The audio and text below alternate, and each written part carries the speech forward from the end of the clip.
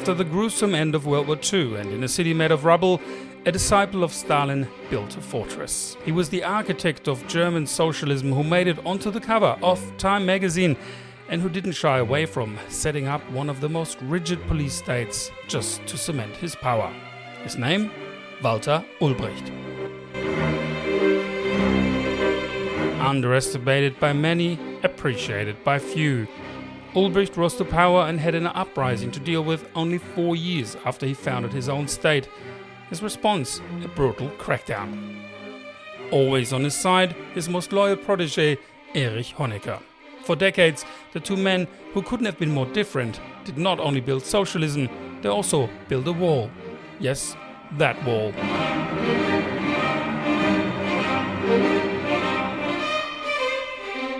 But what happens when the student decides the master's time is up? A textbook palace coup. The year was 1971, when the old guard Ulbricht found himself outmaneuvered by his closest ally, or so he thought. How did the apprentice become the master, and why do we know so little about this important chapter of the Cold War? Welcome to Putschcast. I'm your host, Oliver Heute.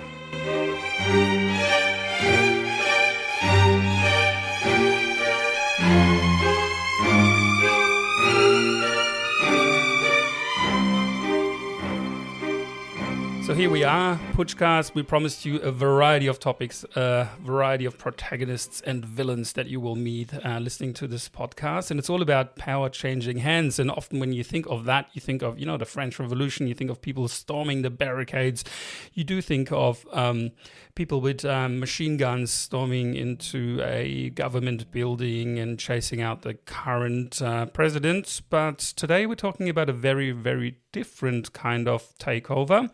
And it's involving a man who's not that well known in the Western world even, I think, because he was around in a time over 50 years ago that is a bit forgotten, especially when it comes to Cold War history. And I'm very, very excited to have someone on Putschcast here today who can tell us more about the man with the goatee, who was an Iron Dictator, I think we can call him that, for many years in East Germany. And our guest today, not the dictator, the guest is called Olaf from the Netherlands. Hello, Olaf. Hi, good evening, I have to say. Glad to be here. Thank you. Yes, I'm so impressed by this steady line that we have across the world, literally. And it's fascinating to speak to someone not from Germany who's interested in East German history. And towards the end of this podcast, we'll hear a bit more about your connection and your background, Olaf. Yeah. But with me in the studio as well is my co-host, James Bennett. Hi, James. G'day, Oliver. How you going? James, we've just named him in the introduction. The man of the hour of today's Putschcast episode is Walter Ulbricht. Hand on your heart. How much did you know about Walter Ulbricht before I raised this topic with you? Hand on heart. I don't think I was even familiar with his name. Honecker, yes. Mm-hmm. Ulbricht, no. And I think that's exactly the reason why we should talk about him today. Let's just start with who was this man and what time did he live in? And Olaf, I hand over to you. Can you set the scene a bit for us? So what time in history are we talking about? How did he become the man that he was? Walter Ulbricht was born like in 1903. He was born and raised like a typical communist. And the time we'll talk about today is more like in the 1970s when he was succeeded by Honecker, also the name you just mentioned. So those two big leaders of the GDR, I think the only two real ones that they had. And Ulbricht was in 1970s. You have to see in the country, in the GDR, we had to deal with the country that had been just existing for 20 years, founded in 1949. There had been a lot of struggles, like in 1953, you had the German uprising where hundreds of thousands of workers went on the streets. In 1961, because of people, that all the people that kept leaving the country, the Berlin Wall was built. And in 1970, in around 1970s, there was a new financial crisis. So Ulbricht, who was appointed the first leader when the state was founded, did have hard times, and he was from a social point of view, he was a special guy. He was antisocial, total abstainer on parties. He was not having fun. So he was always working on his power, so to say, always working for his position, and not being interested in other people, and people who got in his way, he just put them out of his way, everyone who was hindering him. And that was something that was kind of a red line going through the whole history of his career. He was asked to come to Germany because he spent the war times he spent in the Soviet Union, so he wasn't, as a communist, he wasn't in Germany during the war, but he was put in place on orders of the Soviet Union after the Second World War to build up the communism and the communist German state. At that time, we didn't speak of the East and the West. After the Second World War, it was his first task as the Gruppe Ulbricht, as it was called, when with 10 other people, with other persons, to go to Berlin and get things started there.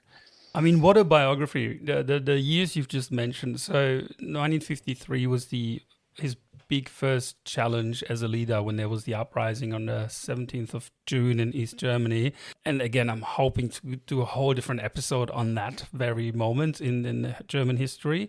But then born in 6 years before that, so 1893. So we're talking the prime of the Wilhelminian era, right? So it's the German Empire. Wilhelm II is in power. He's from Leipzig, I think. That's his hometown, so Saxony. He was a Saxon, and it was something that it was clearly, you could clearly hear it from his voice. And one thing is, that he didn't work on this. So he also, when you hear him do a speech or something like that, you see that he is still talking in his Saxon voice, also speaking to the whole country. People sometimes really had issues to understand him.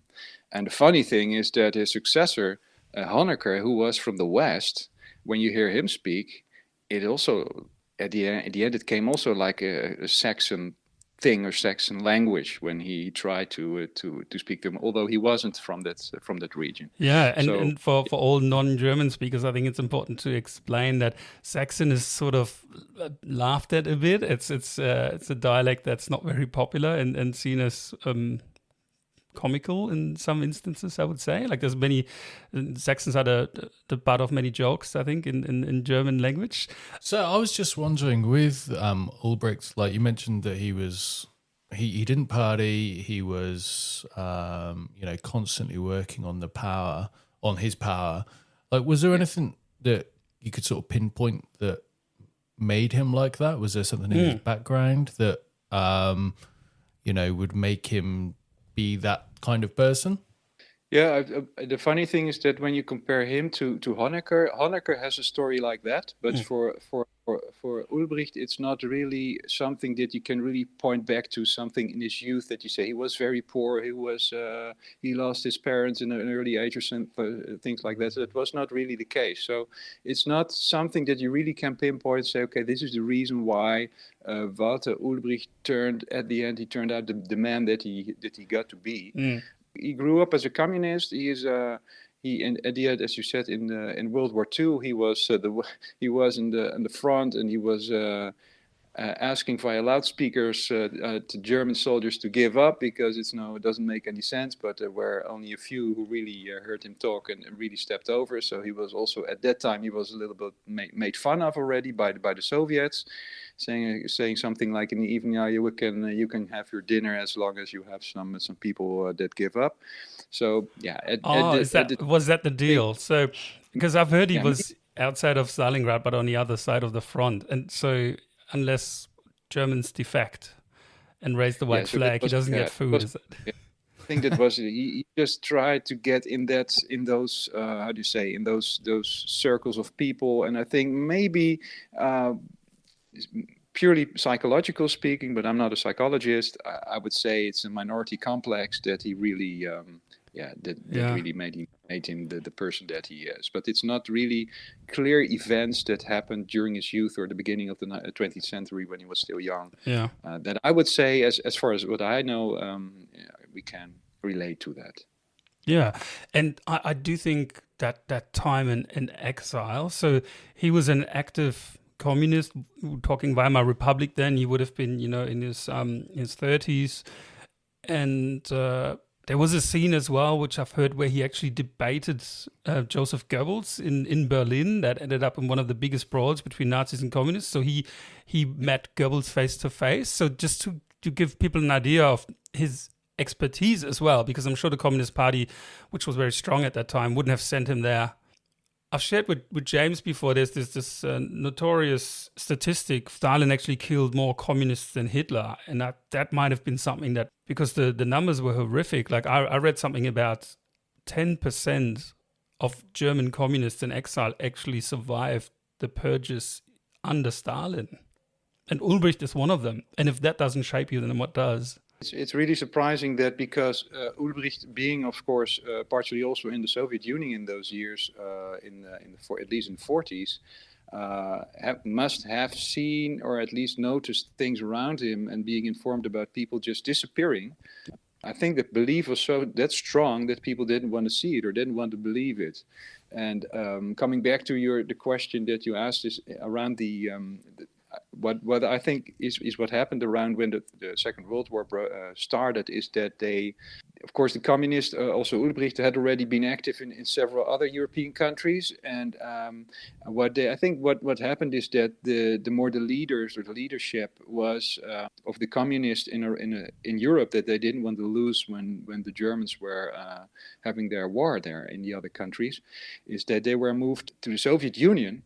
But other communists, of course, working underground, they stayed behind. So after the war, there was a kind of, they didn't like each other in the first minute, because they had been there all those years, and the other ones, they had been safe in the resistance fighters versus the exile brigade, so to speak. Yeah, I wonder, because I know Stalin was particularly sort of paranoid and would get rid of his enemies and his allies alike. And I was just thinking then with Ulbricht, would it be that he was so ideologically committed that Stalin or the Soviet leadership saw him as a good bet, or he was so unthreatening that he sort of avoided the purges? That's a very good point. That the Soviets didn't bother, sort of overlooked him to be purged. It could be that he escaped through the net. It could also be that, also speaking from a German point of view, that he was, of course, speaking of all the people that were together in that Soviet exile. Plans that they had for him were at least good enough, where they would see him in his role, and also he had done some things already on German and European soil. He also didn't ask the two critical questions, so that might have been the reason why they said, okay, he would be the right guy to go to Germany after the war. Like underwhelming, under-threatening, but devoted. So he was good enough to... There are many leaders, especially autocrats in history, who were exactly that profile, weren't they? Like, not the shining star, the overwhelming orator who just drew millions of people in, but just the underestimated bureaucrat who quietly works away. And like you said before, Olaf, that he was always working and always, making sure his power base is where it needs to be. And if someone threatened him, he moved him somewhere else. Today's Pushcast episode is brought to you by Motorcycle Rental Melbourne, your ticket to an amazing adventure on two wheels across Australia. Motorcycle Rental Melbourne is not just a rental company, it is your gateway for the most spectacular way to explore the fifth continent. To enjoy winding coastal roads and challenging mountain passes, or the never-ending wilderness of the outback. You can just rent a motorcycle or book a self-guided tour, complete with an itinerary and accommodation. Whether you like adventure bikes, cruises, or anything in between, visit the website motorcyclerentalmelbourne.com.au. And don't forget to mention Pushcast for a 10% discount on your next rental. Book your bike today and find your freedom. Terms and conditions apply. Walter Ulbricht survived as a German communist, not only Nazi Germany, but more importantly, he survived Stalinist Soviet Union, which would have been a bigger threat to him. And it was 1945, the war was over. Before we connect there, the other person that's very important for today's story, Erich Honecker. Where was he in 1945 and how did he get there? So what do we know about his background, Olaf? Erich Honecker, he was a little bit younger. He was from 1912, so like 20 years younger. And he was from the Saarland. And he was, I think, compared to Ulbricht, also a typical communist. He grew up in a family, not really poor family, but also I think one of his parents died very early, or his sister or something like that. So at least he had some, at least a challenging youth, I would say. Was really active as a socialist. I think he already was, he became part of the Communist Party as soon as he was able to. Decided, because then you get already in the 1930s, and it was for him clear that it was for him the communist way and not the Nazi way. So he was decided, also following his father. His father was also a very active communist. There's already that tiny divide that you mentioned before, where you had those two groups of communists, the ones who went into exile and the ones who stayed behind. So Ulbricht is the one who spent his time in Moscow, while Honecker remained in Germany for the entire duration of the war. What happened to him after 1933? He got arrested because of his work. He was asked to, go more into the country and also be in other places to be in the underground movement, because they could use him. And he was really prepared to risk his life for a lot of assignments that he did. And at the end, he got arrested. And he spent some time in the jail in the 1930s, and that's something that that really is a clear difference from Ulbricht. I think he was arrested something like in 1937, and then he managed to flee also from the prison, because he had a relationship with one of the the guards, the prison guards, the lady guards there, and he had a relationship with her, and he managed to flee. And really? In the end, that's a romantic novel in the making no one knew about. Okay. When you read the novel, when you read about those times from Honecker compared to Ulbricht, it's definitely the one more that's more exciting. So he fled from prison, and he because he was a roofer, so he was asked, especially in those days in Berlin, to do reparations. So the prisoners were, they moved out of the prison during the morning. They got to their work, guarded, of course, and on one of those days he managed to flee. Honecker strikes me as, I didn't agree, obviously, with a lot of what he did as a leader. But he did strike me as someone who was quite brave and courageous. From what I read, he did go to jail for his beliefs. And it probably would have been easier for him to go into exile. That was before he knew about the purges, I'm guessing. So he did sort of strike me as someone that, was very committed to his beliefs and willing to lose his liberty for them. And he might not have been as senior as well as Ulbricht, right? Just because of the age difference. So Honecker was probably more at the next generation, obviously, so he wouldn't have had the first ticket out of Berlin. Yeah, he was young. He was much younger, I think, and that, of course, the things that he did was also more a little bit like maybe a little bit more profile than they would the position Ulbricht. That's why, or maybe one of the reasons that Ulbricht got to go to the Soviet Union and Honecker didn't. So 1945. Honecker spent many years in prison. Ulbricht was in the Soviet Union. They both have a very different story to tell after this time. And Honecker now has this nimbus of being a resistance fighter, right? It's a story he can tell for the rest of his life, because he set out the war in Nazi Germany and did time in jail. There was obviously the fall of the Third Reich, the Potsdam Conference. We know about the Nuremberg trials, but then how did those two end up in power shortly after the war? For the people who don't know too much about that interesting period between 45 and 49, 49 is when the German Democratic Republic was founded. What happened in those years in between? Yeah, so for Ulbricht, it was that he was sent back to Berlin in 1945 to work on communism, starting in Berlin, of course, being the capital, and that is the place where you really had to be at that time. As you said, there was a lot of things going on. It was not completely already clear at the end of the Second World War. You had this division of the country where you had this Soviet part, and you had the American and the British part. But it's not that they had agreed already up front that they would split the country. The split of the Germany was at the end. It was the sad outcome of that they didn't seem to come to an agreement, and there is a lot of talk saying that also Stalin would have wanted one Germany. Of course, he would wanted to have one Germany. Yeah. Communist Germany, which of course was not possible. And in 49, it was the West. It was West Germany being founded as a separate state first, and then it was clear that East Germany had to do the same, or at least for the Soviet-ruled part, the GDR was founded. And in those years, Ulbricht already worked his way up, and was in 49. He was already appointed the first leader of the GDR, so he was the number one in the country. And again, when you say the word appointed, just clarifying, who appointed him? Of course, a Soviet who had at the end who were ruling that part of the country. You have to imagine that also in those years, especially the first 3 years, there was so many military still there in the country.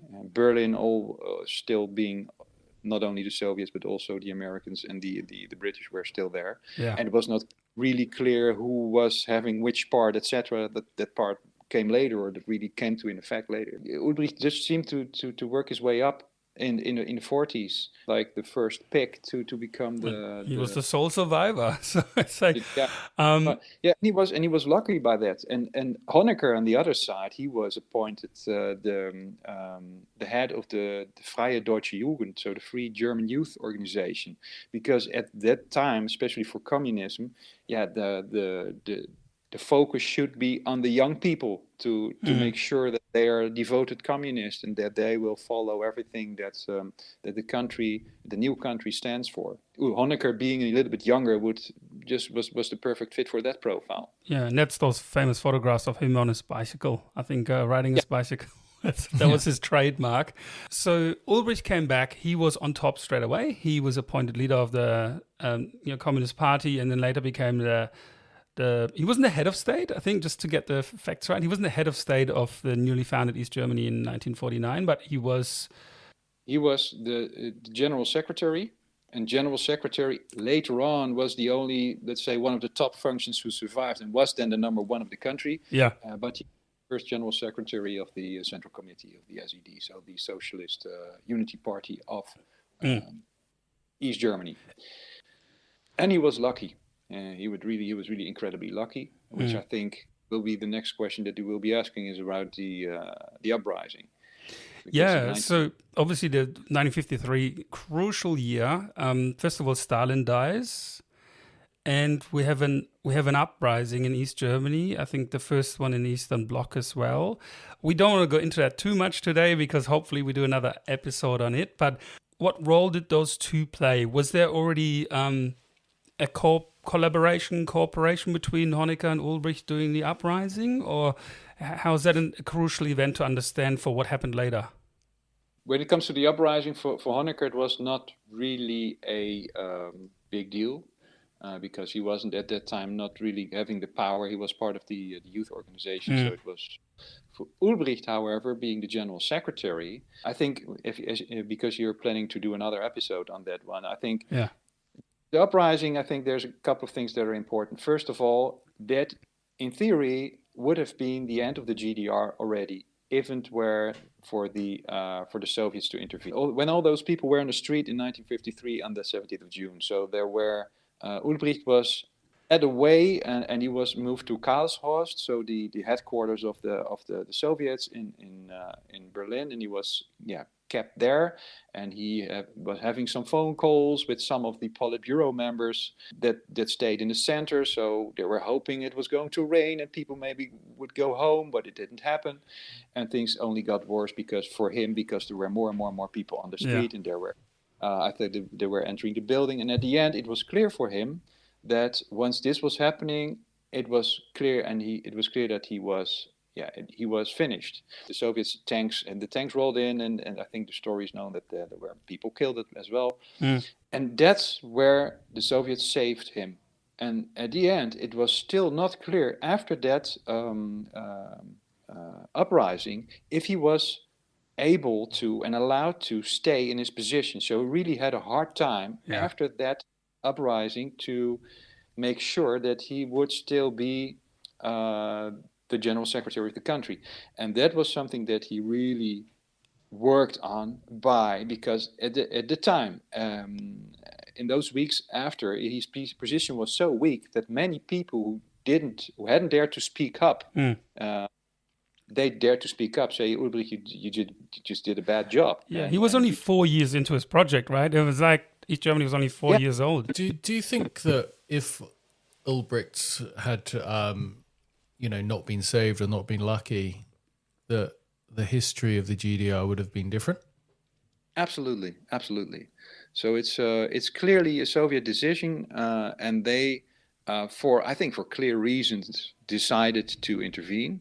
But if they hadn't done so, Ulbricht had been finished, the German Democratic Republic had been finished. So it was clear that the people in the whole country, so it was not only in Berlin, in the whole country, people were in the streets. They didn't accept what was going on, and it was just with a lot of violence. And I think I don't know how many imprisonments there were. It was just ended. And if that hadn't happened, it was the GDR would have been finished. And also for Ulbricht, because the Soviets were the ones who decided, so it was for him also not clear if he would survive after 1953. And for context, I think it's really important for listeners to understand that that day was so crucial in post-war German history. It became the 17th of June 1953. It became a public holiday, a national holiday in West Germany, I think in honor of the people who rose up. In East Germany, it was the biggest secret no one spoke about. It was, I think, always, if it was spoken about, it was a few decadent, try-hard Westerners stirring up trouble among genuine communists. I think that is sort of the message that was shared, but it really, really shaped the rest of that relationship of those two men. James, just a reality check for the non-East Germany experts out there. Have you ever heard of the 1953 uprising? No.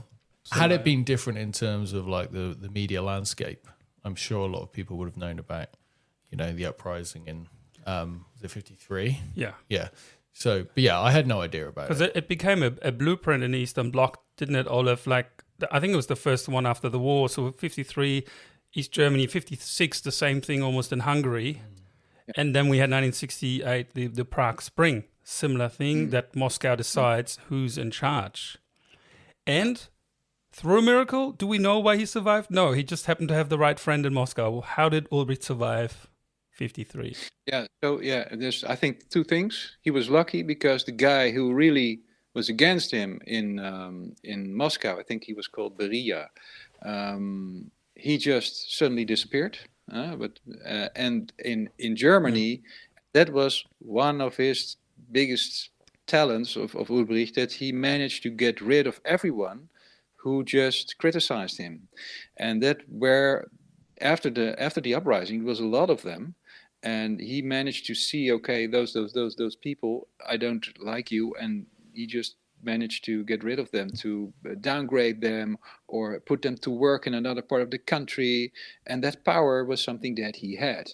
Yeah. And he was also lucky that there were, of course, also a number of other people, and Honecker was one of those amongst them, because he was not really having power, because he was not really directly involved in the things that happened with the uprising, but he was still already on the table as a candidate member, I think. It was not really a clear decision for the Honecker to what to choose, but he just, I think, gut feeling was that he should choose for Ulbricht, because it was really obvious to do this. He was loyal in Ulbricht's darkest hour, and that would have connected the two for the next almost 20 years. And then let's forward a few years. Next milestone in German history, 1961. It's August. And let's just quickly take a listen to this. Niemand hat die Absicht, eine Mauer zu errichten. Walter Ulbricht, he lived to an old age, and all he's famous for is this one sentence. This is pretty much what his entire political career has boiled down to, which is translated into English, no one has the intention of building a wall, which he said during a press conference shortly before the wall was built. And by wall, of course, I mean the Berlin Wall. And this is the first real big project that those two men have worked on together. Is that correct, Olaf? That's correct. And this is also the project that Honecker, who, as you clearly and correctly stated, really gained trust of Ulbricht based on what happened in 1953 and also got more responsibilities over the years and years. And this was the project that Ulbricht gave to Honecker and said, this is your master's work. Yeah. So, and this is what Honecker was already prepared and been preparing month before, of course, August and 61. I think not even the Politburo members all knew about it. So it was that high level of secrecy. Yeah. I think in the afternoon, it was a summer afternoon, just in the day before that, Ulbricht invited all the Politburo members in his home and having coffee, and except Honecker, because Honecker working at the end already on making things happening during the night. I think at 12 o'clock sharp that he with the project of the wall, so Project Rose as it was called, to get West Berlin sealed off. James, why do you think the Berlin Wall was built? I think there was an exodus, a brain drain of East Germans going over to West Germany. Also, I think the projects of the GDR does not look good if everyone's trying to leave.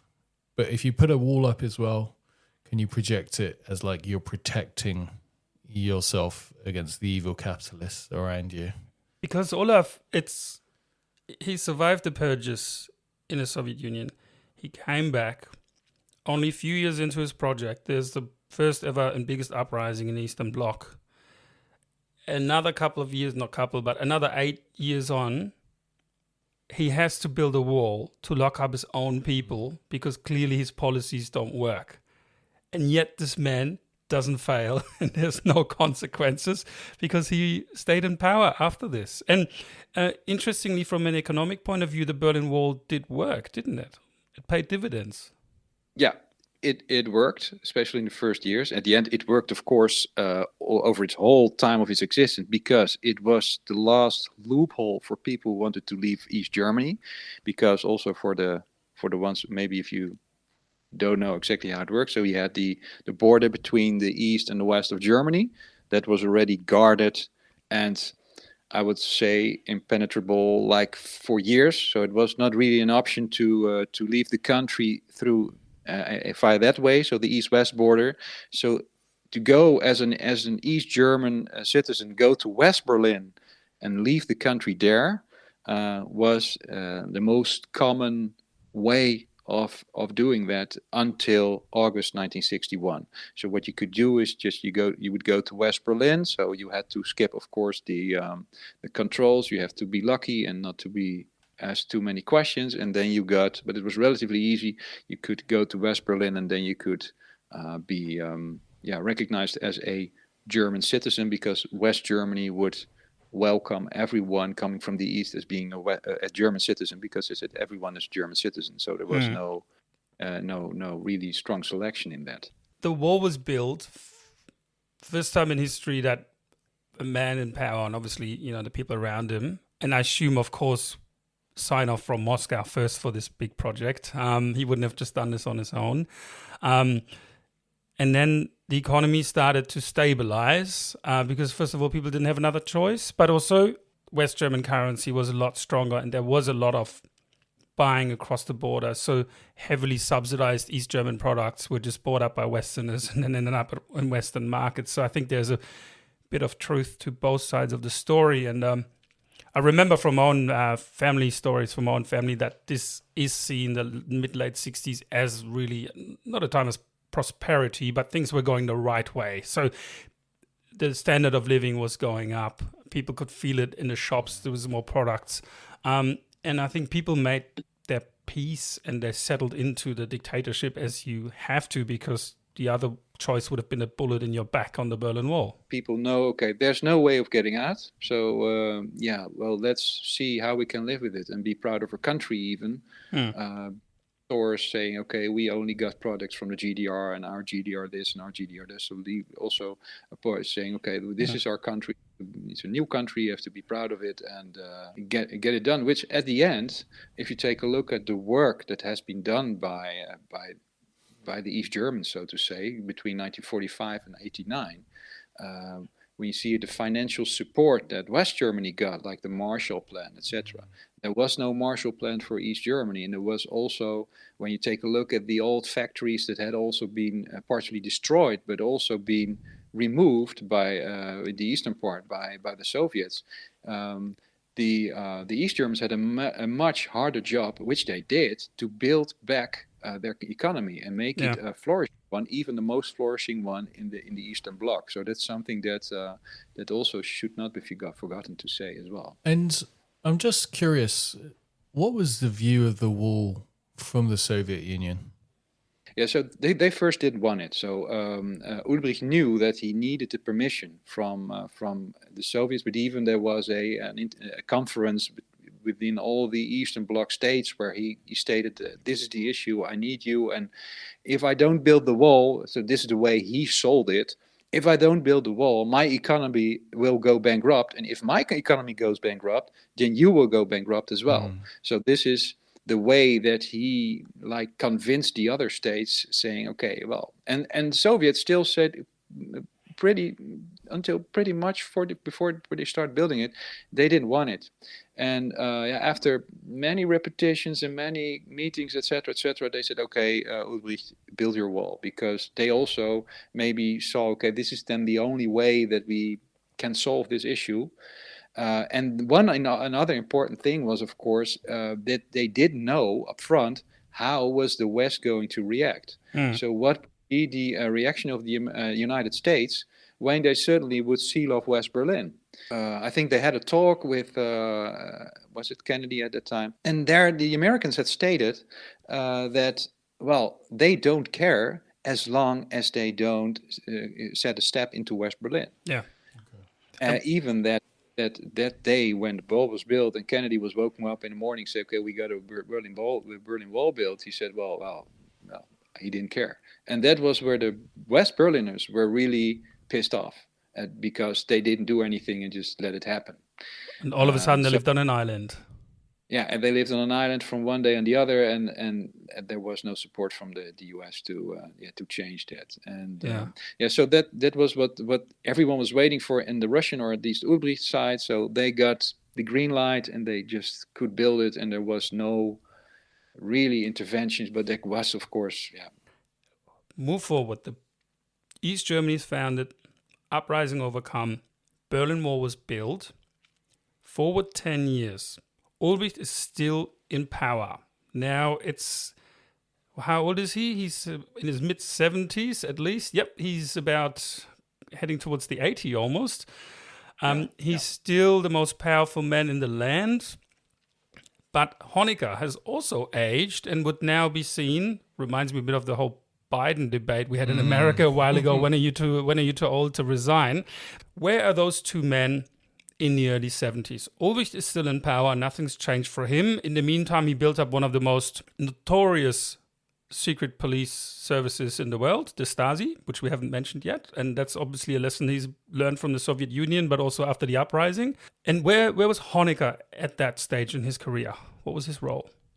So Honecker was given, once he has finished the Berlin Wall project very successfully, he was given even more and more responsibilities by Ulbricht. He became a full member of the Politburo, so I would say the most important people governing the GDR in, I think, 58 already, or was given more and more responsibilities already after the Berlin Wall. So he was clearly becoming the number two of Ulbricht. When you see like those black and white footage from those times, and you see Ulbricht visiting a factory, you see Ulbricht visiting a village or whatever, you see always Ulbricht first, and then you see Honecker immediately right next to him. So it was clear for everyone that he should be like his successor. And it was, I think, was also for Ulbricht was clear that would become his way. But Ulbricht was a very, very stubborn guy. There was also things that were part of his, I would say, his end, because Ulbricht, of course, getting older, getting weaker, and Honecker smelling the power coming up. So yeah, those two things don't get well together if you want to stay in the position that you had. So then again, coming to the Soviets, who of course, yeah, at the end it was them deciding what happened in the country.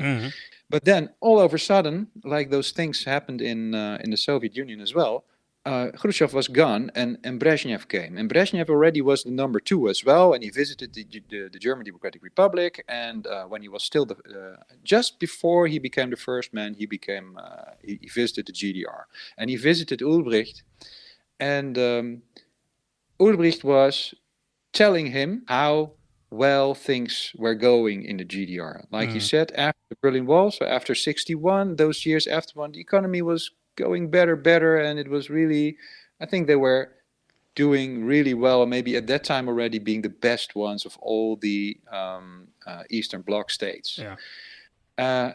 And he was telling Brezhnev, because at the time the Soviet Union also had huge issues, that they should see him or at least to follow him, or at least do as the East German do, because they're doing the right thing. And he's telling that to the people who, I'm not sure if I can pronounce this in this podcast, saved his ass. And Brezhnev he said, yeah, sorry, I'm not feeling well. That's I a need bit to go. silly for someone who's been around for over 70 years. Like, you thought he'd be more smart than that, wouldn't you? That was Ulbricht. Yeah, he was really a smart ass. He was thinking he was smarter than everyone else, and at the time he saw himself on the same level as Lenin and as Stalin. That was what he really turned out to be. That was really we are talking about those things. Yeah. Okay. So in this stubbornness, still believing that he is right and he was always right, yeah, it was clear that for Honecker it was even more easier to make a move. So. And there came something. So Brezhnev met Honecker, of course, during his visit, and they shared common hobby, going hunting. So they went hunting together, and this friendship emerged. So they became friends for decades long after as well. Honecker was kind of already having a front row seat in becoming Ulbricht's successor. But it wasn't that easy, because the Soviets were a little bit reluctant to let Ulbricht go, because also, you know what you have, and you don't know what's going to come if you're going to change the guy, etc. So they knew that they had to get rid of Ulbricht.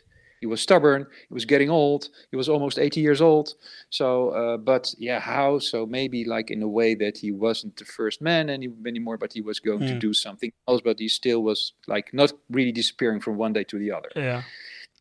And that was a thing that I think Honecker was, he didn't expect that, because he thought, wait, don't you see, it's pretty clear that this guy is really like messing up, and I'm your guy. Honecker, who wanted to stage his own play, worked behind the scenes tirelessly. He was the second in charge. Brezhnev was the second in charge. Brezhnev became number one. Honecker's like, hang on, it's my turn now. They both liked hunting. I mean, which communist dictator didn't like hunting, except for Ulbricht, basically, because Ulbricht had neither friends nor hobbies, I think. So the intrigue was about to happen. But then it's that crossing the Rubicon moment, isn't it? Which in Puchcast we talk about many times. There's backroom conversations you can have. There's power play. But to step out in the limelight and openly challenge. Yeah. That is the crucial part. Was there a moment like this? Was there a moment he must have faced them either head on or indirectly, a letter, or did he do it through the Russians? What do we know about this challenge? How did it happen? The green light from Moscow for Honecker to make his move came in April 1971, and I think in the same month or end of the month, that Honecker drove to I think it was the residence or his holiday home or whatever, his dacha. Yeah. He drove to Ulbricht. And he drove there with a military convoy. I don't know how many cars, all armed with automatic weapons. And he had the phone lines to Ulbricht cut because he was, did at least tells us that he was preparing for the worst. So Ulbricht heavily defending himself or trying to escape or whatever, trying to make a phone call with, I don't know. And at the end, so Honecker went in. They had a pretty heavy discussion. Of course, the contents no one knows, but we know that it must have been a discussion of about 1.5 hours. And at the end, Ulbricht gave up, and he signed the piece of paper that Honecker had brought with him, saying, "Okay, I will resign. I will resign." And that was happened. And I think 1 or 2 weeks later, it was the official, the formal announcement that he would resign. That was the end. Ulbricht, and that's always later on mentioned that it was a putsch organized by Honecker and Mielke, the head of the state security. Although I think Mielke, the head of state security, had not a lot to do with it. Maybe he provided the people and the soldiers. So Ulbricht still spoke up afterwards and used the very word putsch. Yeah, that's what I read recently. Yeah, that he saw it as a putsch against. Which is risky considering he had such a comfy retirement. When you mentioned there was arms involved, and it could have gone very differently, that discussion. Mid-1971, Honecker is in the position that he always wanted, the highest position, the general secretary of the country. So he can't get any higher. And then what is Honecker doing? He still is trying to make Ulbricht's life a hell. So the guy that, at least I would say, he should partially also be thankful to Ulbricht, because Ulbricht also made it possible for him to get in that position. At the end, of course not, but in the years he was promoted, etc., etc. So it's 2 months after Honecker's installment. Ulbricht has his 78th birthday, and on that morning, so they were all living in that Waldsiedlung Wandlitz area somewhere in the middle of the forest in the east. So they were all living together in one little privileged village.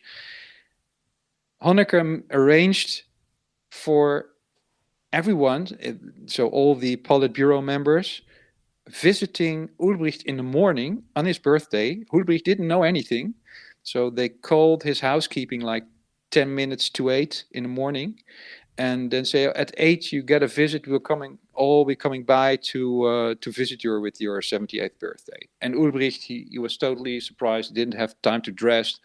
And then it's the quite famous pictures showing Ulbricht sitting on his chair in his morning gown, shown and presented as an old man who wasn't able to deal with the things anymore. So as a weak man. And this is what Honecker wanted. And he even takes it one step further. 2 months later, he shares Ulbricht's medical file. So also with all the things he had, he makes public, or at least he shares it amongst other people. And after his death, once I think Ulbricht dies 2 years later. So on the 80th birthday, there's also kind of presentation where Ulbricht is not able to stand anymore, sits down, and then Ulbricht gives him a kind of medal or something, a certificate saying, "Oh, thank you very much. You have been 80 years, but of course, in real life, those guys cannot stand each other any longer." Ulbricht dies, I think, only days after his 80th birthday. Surprisingly, also especially for Honecker, because Honecker had done so much to to make people forget him and to make sure he's old and he's not in the picture anymore. Yeah. The people visiting his funeral, the funeral of Ulbricht, was really a lot of people. So there was much more than was planned for or estimated. So that was something that Honecker also had to at least blink a few times. It wasn't a big state funeral. It was a regular funeral, but East Germans flocked to it because they were still, or his followers at least, went to show their support. Yeah, you could go there, and I think it was the funeral was a state funeral, but you could. Yeah, okay, of course it would have been. Funeral, but you could go to visit I think before the funeral or the ceremony started, you were able to visit, and people were really waiting in line, and that's why I think even it was postponed for a couple of hours. So it was really lots of people going to Berlin, and as a saying of thank you to Ulbricht, because Ulbricht had more like there were stamps with his name, there were companies with his name, etc. Honecker never had that while he was alive. While he was alive, and Honecker immediately, like in the first month after Ulbricht's death, he made them renamed, the companies renamed, etc. So everything that remembers the people of Ulbricht, the books in the bookstore, for example, he had them taken out, etc. So it was really ungrateful, deep. It was really deep with Honecker. Yeah, and on a very low level. Having grown up in East Germany, I grew up with Honecker, obviously, as a child. I don't think I've ever heard the name Ulbricht, unless there was older people talking about him. But there was no presence of him. And you've mentioned before, Olaf, that Ulbricht saw himself in line with Lenin and Stalin and those other heroes of the communist movement. But only years after his death, he was pretty much forgotten. And I think this might be why now hardly anyone knows about him, let alone in the Western world. And this is why I think it's important we brought his name back to explain what role he had to play and how he ended in a very, very sad way. Maybe deservedly, considering how he treated everyone else. But that photograph, and I think we should share this on our social channels from Putzcast, that is a famous photograph, him sitting in his armchair with his slippers on, a bathrobe, all those dignitaries from the Communist Party surrounding him. And he just sits there like in a nursing home, really, even though it's in his own house. And that is a very low level of letting someone go. But again, a few decades before, he would have just been shot. So things had changed in the communist bloc of how to dispose of old leaders. But then again, Honecker didn't end very differently, and that's enough for another topic. James, what have you learned today? Well, I've learned quite a lot. It sounds like Ulbricht is almost one of the first victims of like what is now called a cancellation. Yeah, he's sort of wiped from history. I'd heard of Honecker, but yeah, I didn't know much about Ulbricht. He just sounds like one of those sort of classic communist apparatchiks of the time that built up a fairly paranoid infrastructure. And I guess in some respects, I wonder if he thought he was successful. Do you know that, Olaf? Yeah, it was not without a reason that he saw himself on the same level as Lenin and Stalin. By the way, speaking of wiping out, Stalin was also an excellent example. When in 1953 it came out, 1953 he died, so 1956 I think it must have been, that it came out that Stalin wasn't that good guy that everyone had in mind, and there were many East Germans that also had the poster of Stalin above their working place or their bed. Then there was all overnight, there was an action that also the companies and the street names and everything that referred to Stalin was also there was a de-Stalinization going on. And there's I think it's on YouTube, there's an interview by an American journalist interviewing Ulbricht and about the de-Stalinization that was going on, and Ulbricht says, well, we don't have it. And then the interviewer says, okay, well, we saw that names have changed, streets have been changed, and you removed the statue, etc., etc. And then Ulbricht said, I don't want to continue the interview anymore. So problem solved. I'm impressed that he even gave interviews. I mean, that was already quite progressive at the time. Usually dictators didn't bother until the 80s or so. But Ulbricht made it on the cover of the Time magazine, which I'm not sure Honecker ever did. So he had that ahead of him. I think what I learned the most is how much influence the Soviet Union still had on domestic policies in East Germany. Like, I wasn't aware that over, 25 years after the end of World War II, they were really still deciding who's in charge and who's not, where, at least from an East German perspective, people would have thought, well, yes, there will be intrigues and maybe even a coup or putsch, but at least it's an internal one, but not the puppet master from Moscow deciding that all the way down to the 1971 coup we just learned about. Yeah. That's also the reason that because of that, I would say, it's construct. That is why Honecker was that disappointed in Gorbachev, because at that time things worked out differently. Yeah. Olaf, we've learned a lot from you. Can we still find out why are you so interested in East Germany? You're not from East Germany, as I hear from your accent. You are from the Netherlands. What is your connection to the topic? I was born and raised in the Netherlands, but I'm half German. So I visited my German grandparents at least twice a year when I was a child, and my grandmother happened to come from Leipzig. So she had this, as we called it earlier in the podcast today, the funny Saxon dialect or accent. But she didn't know Ulbricht in person, did she? No, she didn't. I That think would have it was been too good. small gap as well, but that would be the headline of this podcast. That was, of course, interesting, because she was still, although she'd been in the West for decades, she was still referring to bei uns in Leipzig. So like in Leipzig, it was her home, and she was already gone. And I remember my father also telling her, well, quit saying that because you're in the West for like years. Why Leipzig is still your home? So it fascinated me. There's a place behind the Iron Curtain, and sometimes her brother came over for a birthday, because it was in the 80s that you could already travel to the West when you were a little bit older in the GDR. The grandmother visa, yeah. So that was, so I think 65 plus or something like that. So I met him a couple of times, and then I had also two uncles living in West Berlin. So surrounded by a wall. Yeah. And that's what fascinated me, and it still fascinates me today. That's so people, same country, same language, but you can't reach them. You cannot just easily go there and there's a wall. So why is there a wall, and does it work, and what should I do to go the other side? So that's something. So I was when I came first to Berlin, I just wanted to investigate the whole Berlin Wall installation. So really walked around whole West Berlin to see what's still left of it.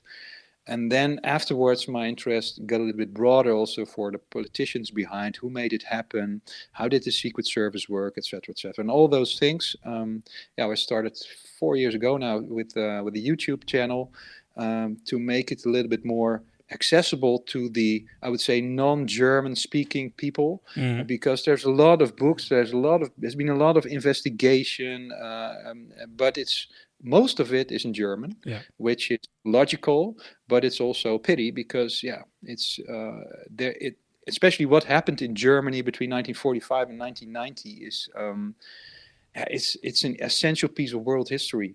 So you cannot it's really interesting to dig into and to try to understand things, and also see how things in other parts of the world are happening, for example, today, or things that you don't want to happen today. So every time when I made a movie into someone, for example, about the Stasi, or about people who were like spied on or things like that, and there's someone making a reaction, say, well, then you got to come to my country today, and he's referring to a Western country, and comparing things like that they with the GDR, how they were, then I still think, okay, then I still got a lot of work to do to make a little bit more clear how life really was in the GDR. But there were also positive things, and those things I also mentioned on the YouTube channel, in East Germany Investigated. I can highly recommend it. And I also, of course, have some anecdotes and stories, because most families that I knew in my own family, my grandmother's brother, he defected in the 50s. And then my grandfather's brother, it was one of those last ones before the wall went up in 60, who got to West Berlin and never came back. he still lives there till this day. The torn apart families and that living in two systems in one country. And I think Germany being a microcosm of the Cold War is just it's just a really interesting topic that has so many chapters that are yet to be told. And Walter Ulbricht is certainly one of them. He made it onto our list. I want to thank you again, Olaf. Also, thank you, James, for doing some research.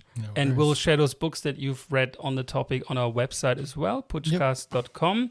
And please don't forget to subscribe to East Germany Investigated on YouTube. I checked just before the show, Walter Ulbricht had about 150,000 views. Congratulations. That's fantastic. Yeah. People are even more interested in Erich Honecker. There will be. More people. Absolutely. And I hope that we also will talk about him because, he wasn't, he didn't lose power in a democratic election either. So therefore, it's a topic for Putschcast.